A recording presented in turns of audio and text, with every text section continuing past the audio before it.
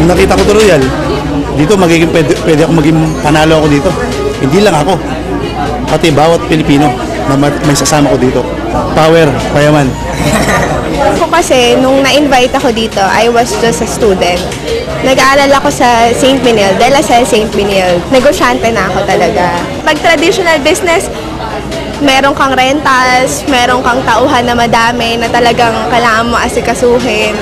Meron kang binabayaran na kuryente. Eh dito sa Royal, 'di ba? Pupunta ka rito, 'di ba? May office ka, may aircon, may mga tauhan, lahat everything nandito na. Ang kailangan mo na lang gawin na lang yung negosyo. Proud to be Royal! Continue keeping up the good work in not just expanding the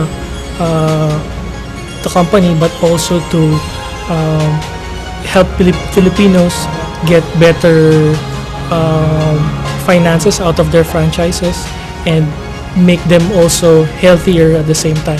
Congratulations to Rial on your second year na very, very successful, and not only successful, marami na kayong natulungan na mga Filipinos who want to have a better life.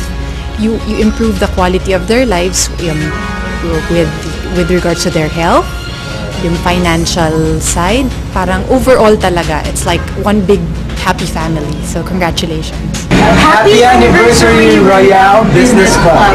More power. More power. Ako po si Michelle Mirnek from the Coaching.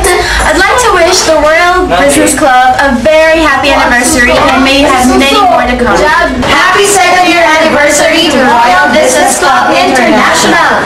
We sincerely congratulate you for the great achievement you have made. More power. Masaya ako dito sa Royal kasi yung kikitain ko sa office ng 1 taon sa pagiging empleyado, pwede palang kitain ko dito lang ng 1 buwan.